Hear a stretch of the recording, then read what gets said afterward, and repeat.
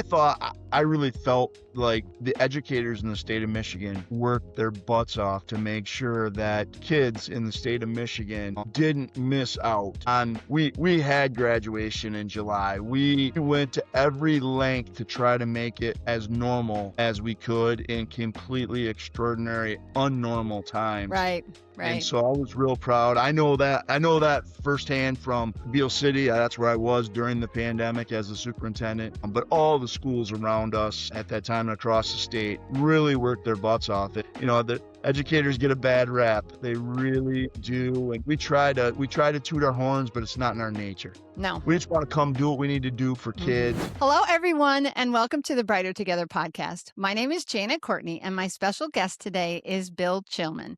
Bill is the superintendent at Harbor Beach Community Schools, and that's in Harbor Beach, Michigan.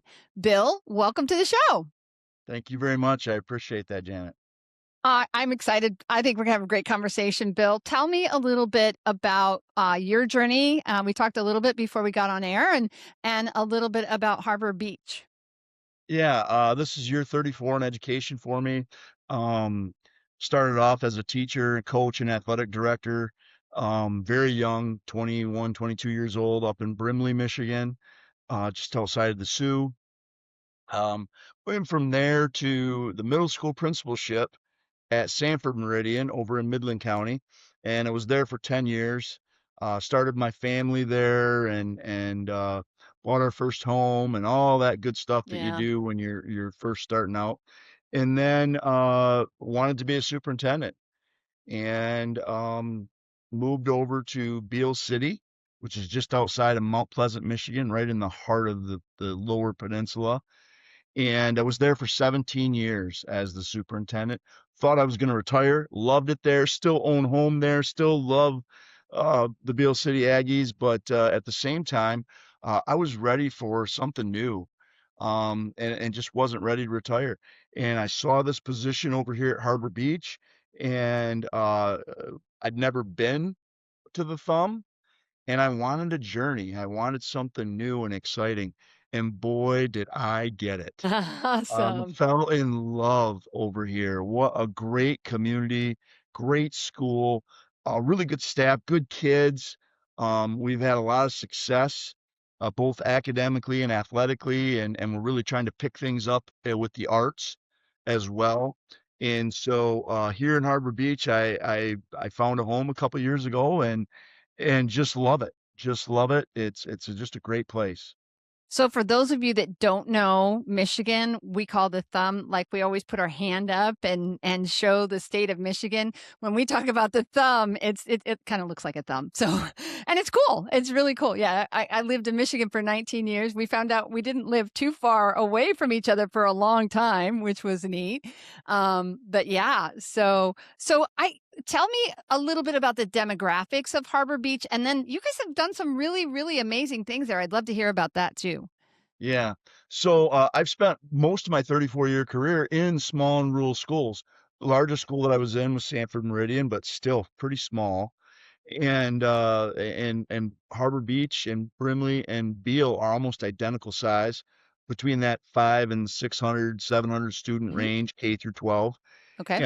All in rural communities, small rural communities, in small rural schools. I have a real affinity for that.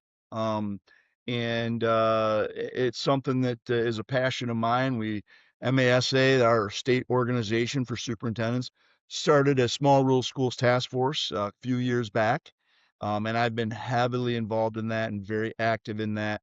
We meet once a month via Zoom, couple times a year in person, and usually do some legislative work in Lansing, just to make sure that people are paying attention to the small Yeah. rural schools, which it makes up about 75% of the Yeah. state of Michigan in the schools.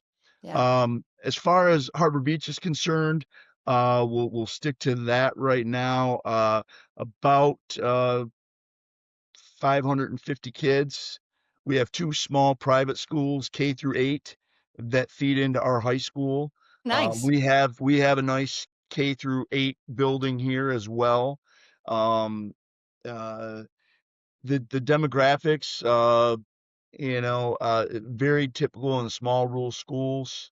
Um, the free and reduced lunch is 35, 40%, which is on the low side for a lot of small rural communities. We do have a very nice uh, economic base here in Harbor Beach.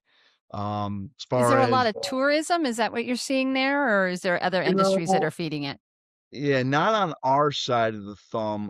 We get our fair share of tourism, of course, with Lake Huron right there. Yeah, it's right there. Yeah. But it's agriculture, and we have a few large businesses, Okay. factories in town. Gotcha. Okay. And so that it's a hub, so to speak, of the thumb area along the lakeshore anyways. And so, yeah, it's a great demographic. Our test scores, pretty much at the county and state level. Trying to push to go to that next, ki we're always trying to improve, right? We're always Always. trying to get Yeah. better. Hmm. Academically, I've been very pleased with what I've seen. We've made some moves to try to help some of that stuff with some new literacy curriculum. We moved our fifth grade in with our middle school. Now we have a pre-K 4 building. We're all one building, but we have wings of Yeah. our build. Oh, great. Okay. Yeah. Yeah, yeah, and then a 5-8 wing, and then a 9-12 wing, all with between 150 to 200 kids in them, Hmm. roughly. And then each of those wings has a principal, and then that principal is a director. So my elementary principal is principal, special ed director, middle school principal, transportation director, high school principal, curriculum director. Oh, And then I have a tech director and a athletic director who are also teachers. They teach and then help the administrative team with those things. that's one thing Throughout. about little schools that I always see. It's like there's never one hat. You don't get just one hat. No, no, no, no. Yeah, Yeah. no, it really is. It really is that way, and all over the state, all over the nation. And that's probably why I have kind of stayed in the small rural schools and not tried to advance my career in regards, or some people would think advance your career by going to a bigger school. I've seen no need to do that because I'm involved with everything and I love that. My office is in the school with the kids. Right. I You're don't think not I in would an want to be administrative a building downtown miles type of away, right? Yeah, superintendent. That's not exactly. my style. Yeah, exactly. Sorry, I didn't mean to talk over you. We were saying No, the that's same fine. thing. Yeah, yeah. It just wouldn't Exactly. it wouldn't be a good fit for me at all. And every building that I've been in, whether it's been assistant principal or a principal or superintendent, I've been right in the building with the kids, and that's why I got into education a long time ago. And so I don't want to get away from the kids. Yeah, I don't blame you. I don't blame you. One of the hardest things for me, and I've said this a million times on the show, was stop seeing kids. I still serve kids, still love on the kids, but don't get to see them every day anymore because, I can serve 55 or I can serve 3,700. It's just like Yeah, you just do what you got to do, right? So, exactly. so one of the things that I was reading a little bit about is you guys have set up some really interesting foundations over the years. Can you tell us a little bit about your work there with foundations?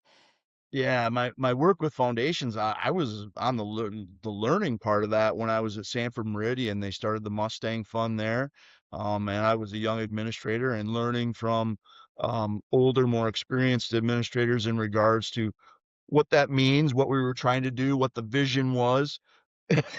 Excuse me. No And worries. so I paid a lot of attention to it.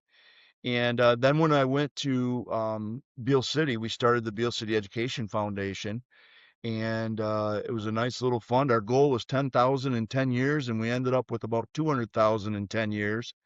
And we were given it started. The crazy story is the counselor came to me my first year as a superintendent near the end of the year, and she says, we need your $200 check." I'm like, "Oh, okay. What's up?" And she says, "Well, the superintendent always gives a $200 scholarship every year." And I was like, "Oh, all right, no problem." I knew there had to been some backstory, so I wanted to find that out. And the previous superintendent had done some work, and he had set $2,000 aside, and he had gone through that $2,000 with giving out these $200 scholarships over the years. And so I said, well, I took that and I'm like, all right, I need to be visionary about this. Mm-hmm. Not that I don't want to give $200 of my own Right. money, Right. but I'm like, how can we do this and sustain it without asking an individual or Mm-hmm. having to rely on that? Yep. And so went back to my roots in with the Mustang Foundation, and we started the Beale City Education Foundation, and we went from giving out one $200 scholarship every year. They now give out about 13 or 14 $600 scholarships Nice. annually. And our goal, the vision of it, is to be able to provide funding for our students, whether it's workforce or education beyond the high school experience, and uh, and to have them pay for as much of that as possible, kind of like the Kalamazoo Promise type of thing. Okay. Uh, but so when I got here to Harbor Beach, I was friends with the previous superintendent, and him and his team, which is now my team, they had done some work. They had a donation, a large donation that came in, uh, and they had set up an idea for all students to get funds each year, an initial contribution, and then get funds each year that they were enrolled in school. And then they would get that money upon graduation. And I looked into that a little bit, worked with the county foundation here in Huron County, and come to find out they had a pretty good thing established. And her and I wrote the policies and procedures, the bylaws, so to speak, how that would work. And we created the store's family child savings accounts. And every year at count time, during student count time, we take a snapshot of our student body. And those students that are brand new to us, at Harbor Beach, they receive $100 in their account, and then every returning student gets $30 in their account, and it builds up over time. We have two in-school deposit days each year where parents and grandparents and friends and family can uh, send money in with their kids to be put into their child savings accounts. um, Neat. and then part of that is with our fiscal agents, which is Frankenmuth Credit Union. They provide us with financial literacy curriculum that my math teachers do Oh, here locally. So it's kind of a full circle type of thing, and we kind of tied it up into a fairly pretty good bow here over the last year and a half, 2 years that I've been here, and that that that foundation is very much geared towards individual students. We did want to do something a little different and try to have a more of a freedom. And so I worked with the county foundation, the Huron County Community Foundation, and we started the Pirate Fund. I saw And that. I was like, "What is the yeah, pirate fund?" I'm glad you the went there. Pirate Fund, yeah, the Pirate Fund's a little more general in nature. So we're actually in the middle right now of a teacher mini grant process. So any educator that works in Harbor Beach can apply for a grant, a mini grant, and we can give that out. Um, what we did is we wanted some local control. So we had this stores family child savings accounts, and we had this pirate fund, and it was being controlled at the county level. And we said we need something here locally. And so what we did is we set up the Harbor Beach educational endowments, and that is a family of funds that currently houses that family of funds currently houses the store's family child savings account and the pirate fund. And now we are working with others to bring in our athletic association and have them create a fund. Our FFA, we have a very strong FFA here in Harbor Beach. We're hoping to have somebody open an FFA fund in the educational endowments that are housed. The endowments are controlled locally with the HBEE, which is the Harbor Beach Educational Endowments, but they are housed, or the fiscal agent for that, the holder of that, is the Huron County Community Foundation. Gotcha. Okay. And So FFA is Future Farmers of America, right? it is, Okay. yes, Yep. Future Mm. Farmers of America. Yeah, Yep. yeah, yeah. Yep. Yep. Awesome. Occupational therapy shouldn't be one more thing on your plate. It should be a solution. Lighthouse Therapy offers school based occupational therapy services that actually work for you and your staff. Our OTs have an average of 16 years of experience in schools, and they support everything from handwriting to fine motor to sensory integration. And you can choose from 3 different service models, whether it be virtual, hybrid, or in person. It's OT that fits your workflow without the chaos. Visit lighthouse-therapy.com/brighter together to learn more. So that explains, you've got for those of you that are listening, in the background there's a skull and crossbones on the it's a cabinet or something on the wall Yes. behind him, and I'm like, there's got to be a story there. And if it's a pirate fun, it makes a lot of sense that you would have a skull and crossbones. But it also says, I can't read it all, but it's something about legacy and inspire Yeah. and grit. Yep. Yeah, Yep. It awesome. really is. That's our mascot, obviously the Harbor Beach Pirates. We Gotcha. call Oh, our school the ship, the pirate ship. gotcha. And so Okay. we have a lot of pride in the Pirates. Matter of fact, this year we just got done winning a state championship in Division 8 football. Nice. And Congratulations to unfortunately, you our guys. basketball team, yeah, thank you. Fortunately, our basketball team, they won their first ever in school history regional title a week ago, and they ended up getting beat last night in the quarterfinals. But they played their hearts out and made the school and the community proud. Yeah, So they still have something very much to be proud of for sure. yeah, Yeah, yeah, that's great. That's great. My son, the last thing we did before the pandemic got crazy, because he was a senior. He was a 2020 grad, poor kid. I cried. I cried halfway through from March to May. He was like, "Mom, it's okay. I don't know why." And he was my youngest. "Mom, I don't know why you're crying. I don't know why you're crying." And I was like, "You don't know what you're missing, babe. You just don't know." But I remember the last thing we did was he was a wrestler. He didn't go to state, but others in the team. So we all went to state up in I think it was in Lansing, if I remember correctly. I don't yeah, remember. yeah. To the state wrestling tournament that year. And I think that was the last, because they ended up not having the basketball state tournament. And actually it was Leslie High School, and Leslie had qualified for state and they didn't get to go. So it was a sad time, I but have yeah. my youngest is a 2020 grad, and Yeah. they were trying to three-peat as district finalists, and the game got canceled in Yeah. basketball. Um, So we heartbreaking, so Yeah, heartbreaking, yeah. we I thought I really felt like the educators in the state of Michigan worked their butts off to make sure that kids in the state of Michigan um, didn't miss out on. We had graduation in July. Mhm.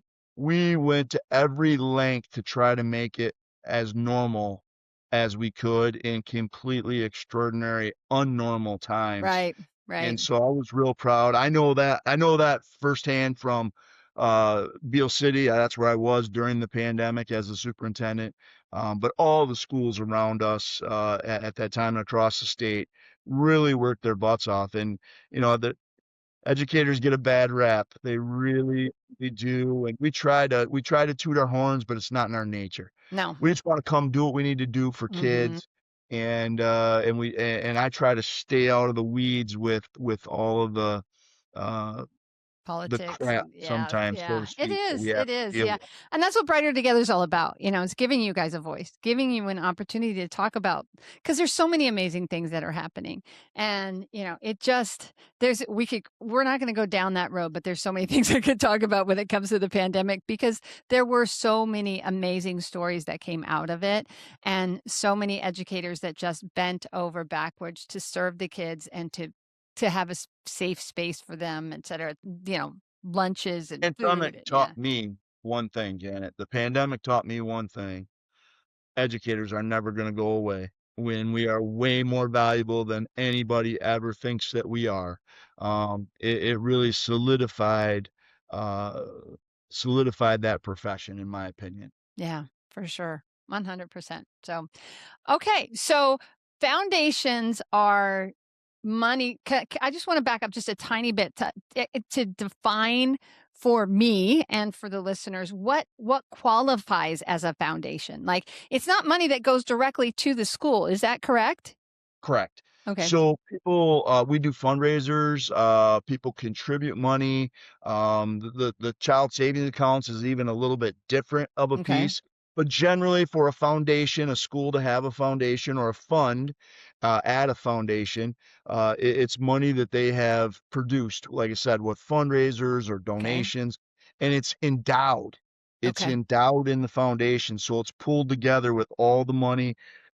The local foundation then, usually they're community foundations, counties or cities Okay. have them, and, then that money's endowed, and you basically spend a portion of the interest each year that you get, To to administer the spend, fund. to administer, Yeah. whether it's scholarships, grants, Gotcha. awards, Gotcha. Hmm. to do different projects. I've seen everything from, uh people putting money into foundations, and building playgrounds, to scholarships to $300 grants for mini teachers to get a set of So, novels. oh, So gotcha. Okay. that's really more with the Pirate Fund or the Beale City Education Fund or the Mustang Fund. That's what those funds were. The Okay. child savings accounts, that's in the foundation. The money's endowed. The kids are earning interest, and that's how we get the money each year to give to our new students, new kindergartners or any new Right. transfers in, and then the money that we spend on those students that are still with us. So we spend in the interest to give back to the kids in Gotcha. that way, and we put it in their account, and then they're able to learn through the financial literacy, about financial growth and interest and why you need to save and things like that. So there's a lot of different ways to create and structure your foundation. That's what myself and the executive director for the Huron County Community Foundation, that's what we did when I got here, Gotcha. in Harbor Beach. We created that process and procedure for Harbor Beach. Uh, and I had that experience when I was at Beale City doing it with the Beale City Education Foundation. I also sat on the board of directors for the Mount Pleasant Area Community Foundation for 9 years as well, Wow. as the educational rep. So, Neat. Very cool. Very, very cool. You've got your fingers in a lot of things going on there. That's yeah, awesome. that's why I love the small school Yeah. Yeah. superintendency. Yeah. We talked a little bit about it earlier as far as jobs within a school, but one of my jobs as a superintendent, besides the teaching and learning and student achievement and what happens here on a daily basis, it's really about economic growth and development in our community. If I want a healthy school, I have to have a healthy community. So Right. we work very closely uh, with all the businesses, all the municipalities, townships, cities, county, and we have to build those relationships, and foster them. And one of those is the county community foundations. And so I try to sit on those boards. I try to sit on boards for some of our social, your Rotary Club and things like that as well, because I have to represent the school for the entire community, and we are a business within Yeah. the. Yeah, for sure. And I've talked to some superintendents. Some schools, especially in these rural, they're the primary employer at some districts that I've talked to in the past.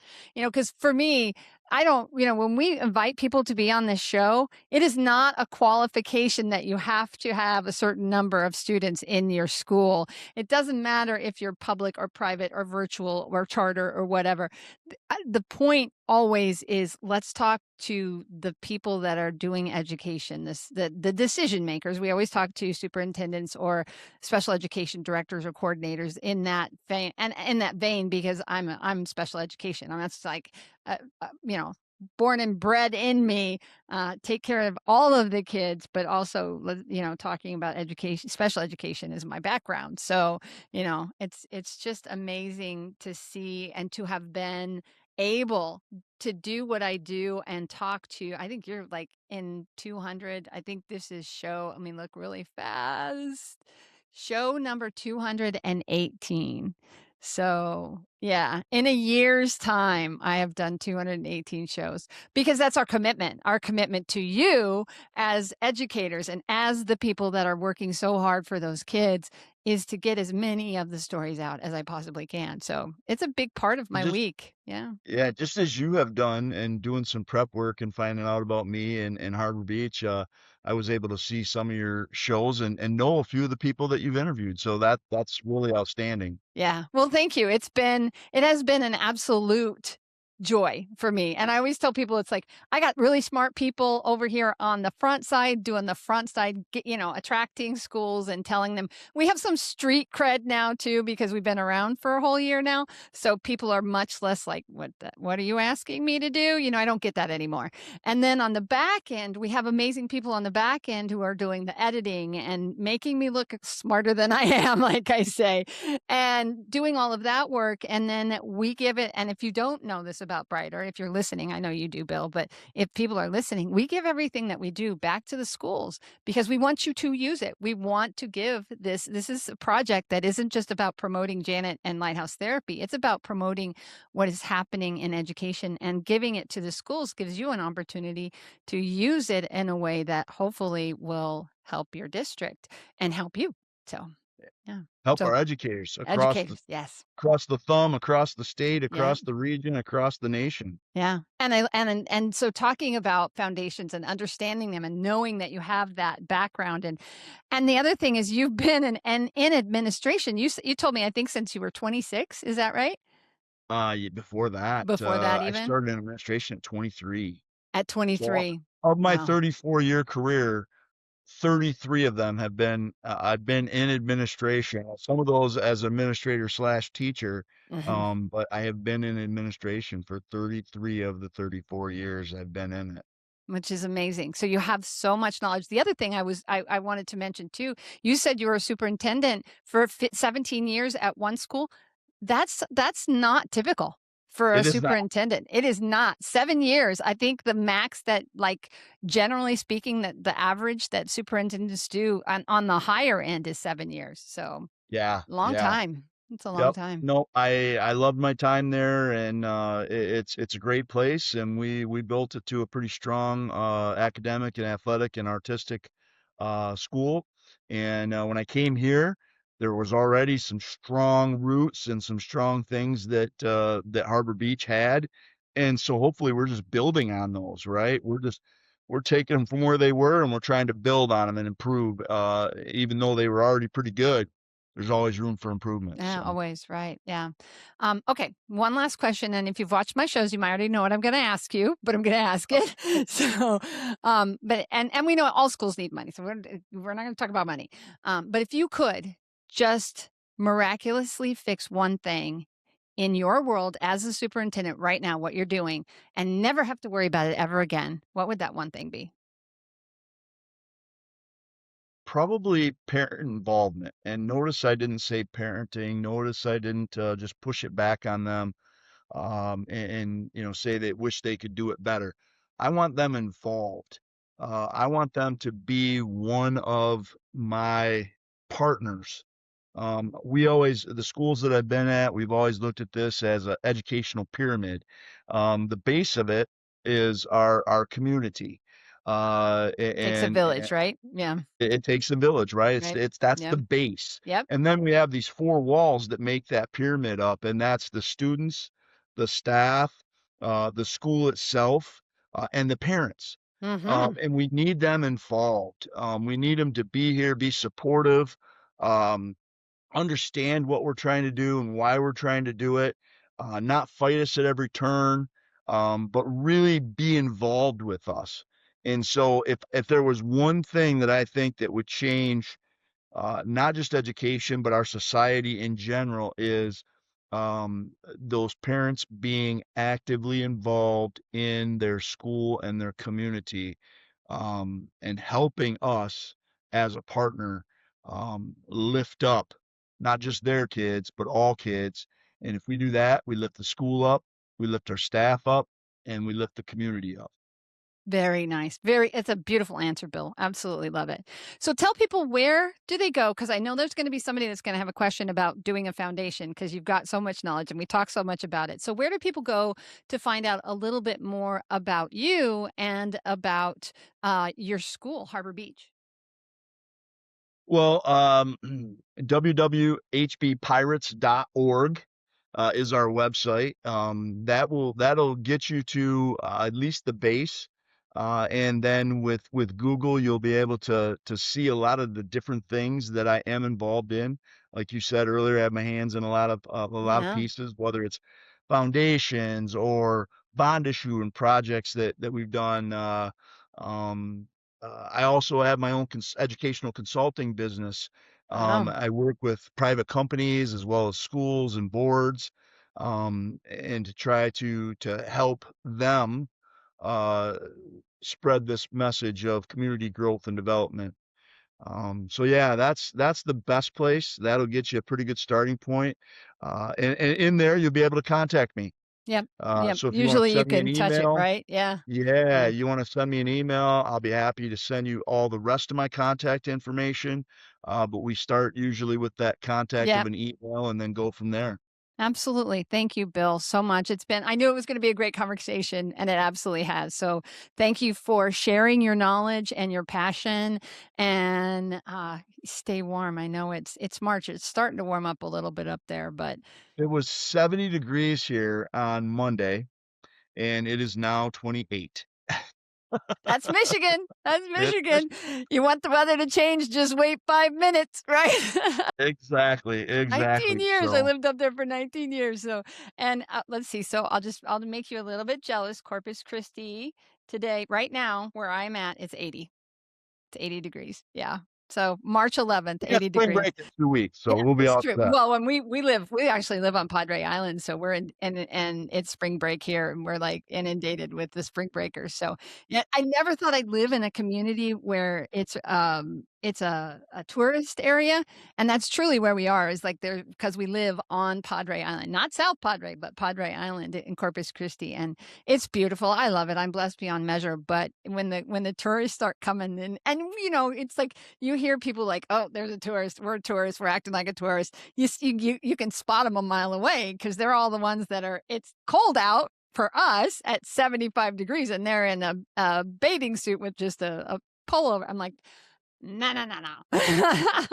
Yeah, we had a little bit of that here on Oh, Monday I when it was bet. Oh, 70. We oh, had my people boys. walking around in their shorts Up and T-shirts. soon as it gets to be 50 degrees in Michigan, shorts are out. Everybody's in their shorts because they're it's like, oh, it's warm. 50. I'm We have freezing at right 50. outside my office, we have this huge snow pile, from the parking lot being cleaned. And on Monday, we had kids in shorts and T-shirts, and they're climbing on Climbing the it. on the Yeah. snow pile that's Yeah. 30 feet high, you know? Yeah. Oh, fun. Oh, that's so fun. Well, it's as I said before, thank you, Bill. It has been an absolute pleasure. I appreciate it. Thank you very much.